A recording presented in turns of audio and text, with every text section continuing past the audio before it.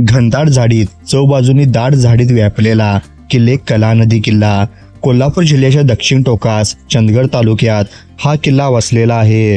शहरी प्रदूषणापासून मुक्त असलेला चंदगड तालुक्यातील निसर्ग भेट देणाऱ्या पर्यटकांना आपल्या मोहात पाडतो. जिकडे पहावे तिकडे हिरवाई, नाहीतर लालच लाल माती अशा दोन रंगातच चंदगड सभोवतालचा निसर्ग रंगलेला आपल्याला पाहायला मिळतो. याच निसर्गरम्य चंदगड तालुक्यात उत्तम तटबंदीने वडलेला आटोपशीर असा किल्ला म्हणजे किल्ला कला नदी उभा आहे. बेळगाव जिल्ह्यापासून 37 किलोमीटर अंतरावर हलकर्णीच्या जवळून ह्या किल्ल्याचा डोंगर आपल्याला वैशिष्ट्यपूर्ण भूरचनेमुळे प्रवासांचे लक्ष आपसुकच आपल्याकडे वेधून घेतो. कोल्हापूरपासून हा किल्ला 120 किलोमीटर अंतरावर आहे. चंदगड तालुक्यापासून 1 तासाच्या अंतरावर जवळजवळ 30 किलोमीटर अंतर हा किल्ला आहे.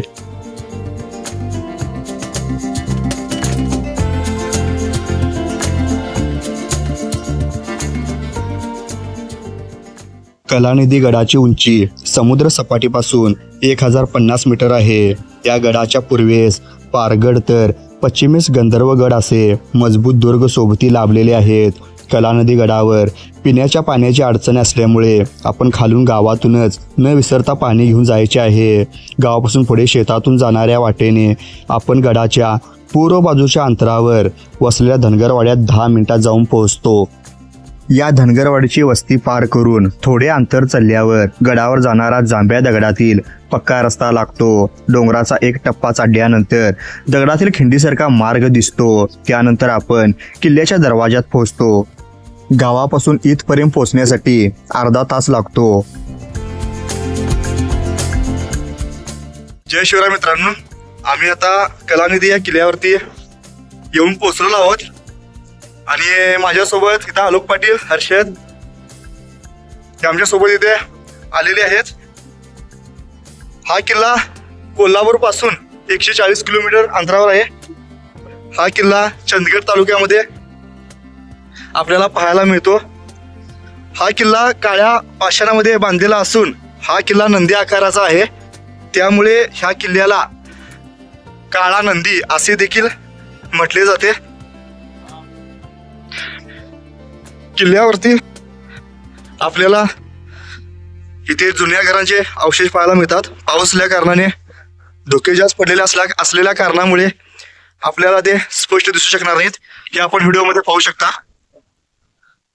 पूर्वीच्या जुन्या घरांचे अवशेष इथे आपल्याला पाहायला मिळतात. इथे एक दरवाजा आहे. येथील अवशेष ढासळल्या कारणामुळे आपल्याला स्पष्ट दिसणार नाही. हा पहा दरवाजा. आणि इथून पुढे गेल्यानंतर दुसरा दरवाजा आपल्याला पाहायला मिळतो. तो आपण पाहूया पुढे जाऊन. आता आपल्यासोबत पाटोळे साहेब आलेले आहेत. आता त्याच्यासोबत आपण गड फिरणार आहोत. इथे आपण पाहू शकता की हा दुसरा दरवाजा आहे जो आम्ही मगाशी बोललो होतो की पुढे जाऊन आपल्याला पाहायला मिळेल. हा पहा, ह्या दरवाजाचं नाव आहे गणेश दरवाजा. इथे आपण पाहू शकता.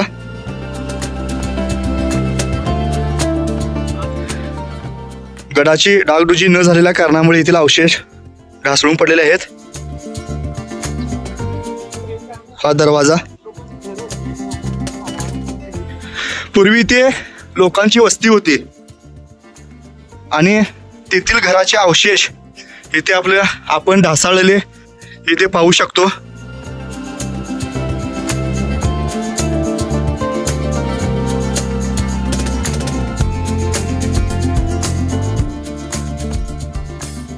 आताच खूप मोठा पाऊस पडून गेलेल्या कारणामुळे धुक्यातून थोडे कॅमेऱ्यामध्ये धुके दिसत आहे, परंतु आपण पाहू शकता की ते वाड्यांचे अवशेष खूप आहेत.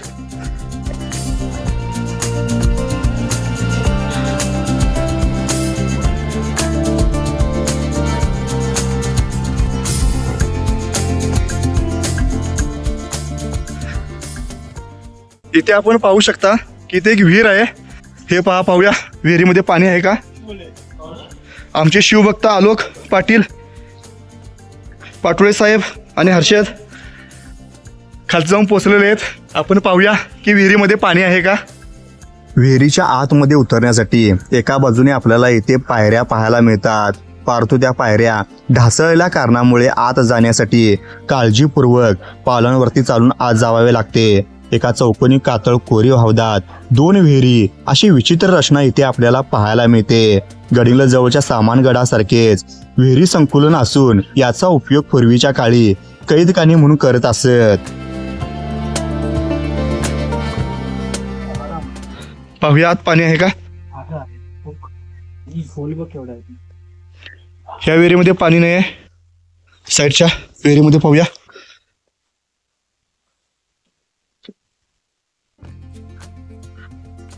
विहिरीमध्ये भरपूर मुबलक साठा दिसतोय पाण्याचा. हे पहा, जवळपास 30 फूट खोल पाणी आपल्याला दिसत आहे. आणि इथे पाणी ओढले देखील जाते. हे पहा, इथे रहाड दिसतो आपल्याला.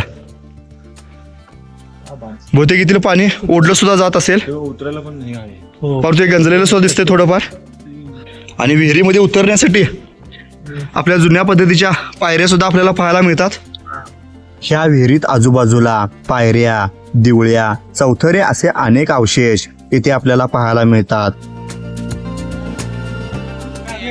गडावरती आपल्याला भवानी शंकर आणि मातंगी देवी मंदिर आपल्याला इथे पाहायला मिळते.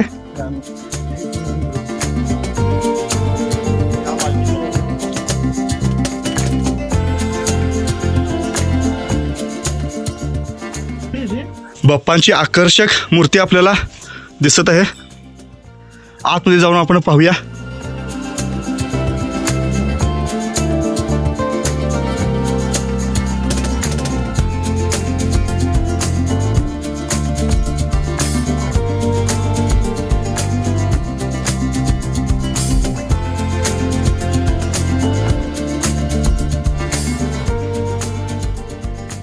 मगाशी धुक्यातून आपल्याला वाड्यांचे अवशेष अस्पष्ट दिसत होते. आता धुके विरळत चालले आहे. हे पहा, समोर आपल्याला इंद्रधनुष्य दिसलं आहे. खूप सुंदर आणि सुबक अशी इंद्रधनुष्याची आकृती आपल्याला पाहायला मिळते.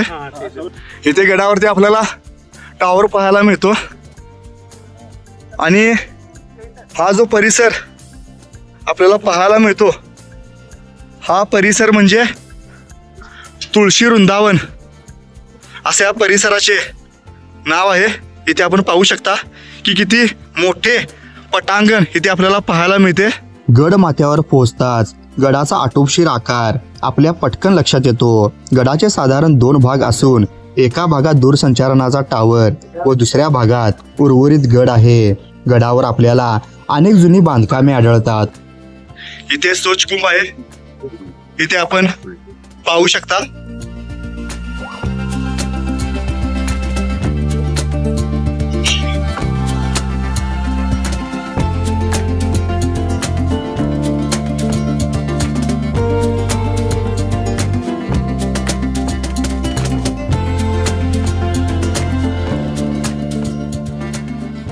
कलानिधी गड पाहायला 1 तास वेळ लागतो. गडावरून पूर्व बाजूने ताम्रपाणी नदीचे नागमोडे मोहक दृश्य, पश्चिमेकडे घनदाट जंगलाने झाकलेली सह्याद्रीची पर्वतरांग, दक्षिणेकडून तिलारी नदी, झांबरे धरण प्रकल्प असा खूप लांबवरचा मुलूक आपल्याला इथून निहाळता येतो. आता आपण धान्य कुठार पाहण्यासाठी निघालेलो आहोत.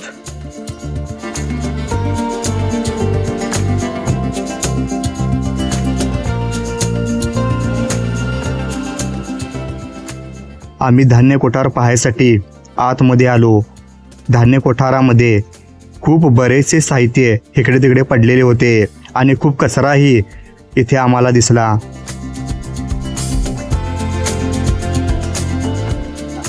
धान्य कोठार पाहिल्यानंतर आम्ही पोहोचलो पालखी दरवाजाजवळ.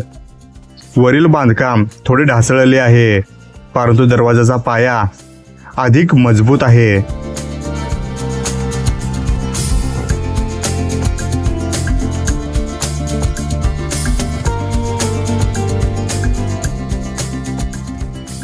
गडाखालून पालखी दरवाजाकडे येणारी पूर्वीची वाट अगदी जशीच्या तशी इथे पाहायला मिळते.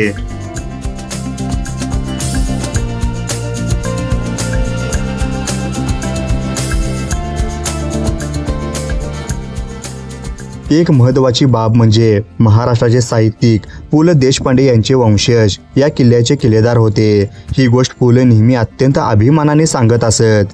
कलानदी गडाचा आटोपशीर आकार, गडाचे स्तुतीतील तट, बुरुज व दरवाजा, त्यांचे सभोवावरचे घनदाट जंगल व महत्त्वाचे म्हणजे त्यांची अर्ध्या तासाची बऱ्यापैकी सोपी चढण, ह्या सर्व बाबीमुळे एक डोंगरी किल्ला असूनही कलानदी गडास लहान थोर सर्वजण सहजरित्या भेट देऊ शकतात.